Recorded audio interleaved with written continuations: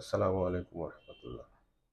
এখন যেহেতু প্রস্তুতি হজে যাওয়ার, সুতরাং আমরা কি নিব, লাগেজে কি থাকবে, ব্যাগেজে কি থাকবে, এই সমস্ত বিষয়গুলো এখন আমাদের মূল ভাবনার বিষয়। হজের বাকি প্রস্তুতি সম্পন্ন হয়ে গেছে আলহামদুলিল্লাহ।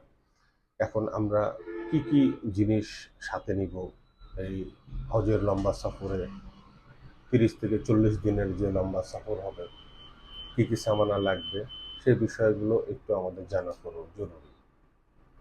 অ্যাট ফার্স্ট আমাদের প্রয়োজনীয় যে ঔষধগুলো আছে, তা আমরা মোটামুটি 1.5 মাসের ঔষধগুলা সবাই প্যাকেটে নিয়ে নিব। যাদের ডায়াবেটিস আছে, প্রেশার আছে বা আদার্স অন্য সমস্যা আছে, সাথে কিছু ঠান্ডার ঔষধ, কিছু পেট খারাপের ঔষধ, শরীর ব্যথার ঔষধ, কিছু স্যালাইন, কাশির কিছু সিরাপ, এই ধরনের জিনিসগুলো আমরা সাথে নিয়ে একটা প্লাস্টিকের কন্টেনার বা একটা টিফিন বক্সের ভিতরে এই ঔষধগুলা আমরা প্যাকেট করে অ্যাট ফার্স্ট নিয়ে নিই। বাকি অন্য কিছু চাইতে প্রয়োজনীয় ঔষধ বা নিত্যদিনের যে প্রয়োজনীয় ঔষধ, এটা প্যাকেট করা সবচাইতে জরুরি। দ্বিতীয়ত, আমরা 2টা ব্যাগেজ নিব।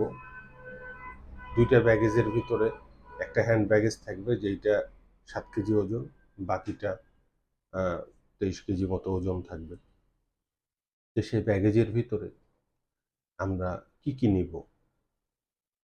আমাদের প্রয়োজনীয় কাপড়, 2 জোড়া বা 3 জোড়া স্পঞ্জ স্যান্ডেল, এহরামের 2 সেট কাপড়, একটা বেল্ট, মাজার বেল্ট, একটা মহিলাদের জন্য সামনে গলায় ঝোলানোর একটা ব্যাগ, ছোট একটা ব্যাগ হজের সময়গুলোতে, 1 সেট এহরামের কাপড়, সাথে প্রয়োজনীয় কিছু ওষুধপত্র নেওয়ার জন্য সাইডে একটা ছোট্ট কাপড়ের ব্যাগ।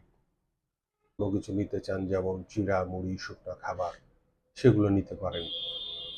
বিশেষত যাওয়ার সময় বা হজের সময়ের যে 2-3 দিনের শুকনা খাবারের যে বিষয়টা থাকে, সেই শুকনা খাবারগুলো আমরা একটু নিয়ে নিব যার যার রুচি অনুযায়ী।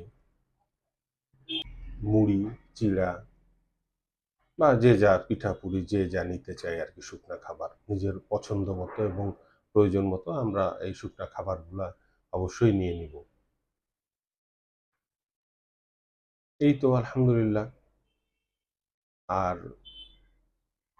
বিশেষ করে আমরা নিজের ব্যাগেজগুলা নিজের প্রয়োজন মতো, নিজের চাহিদা মতো আমরা সাজায়ে নিব।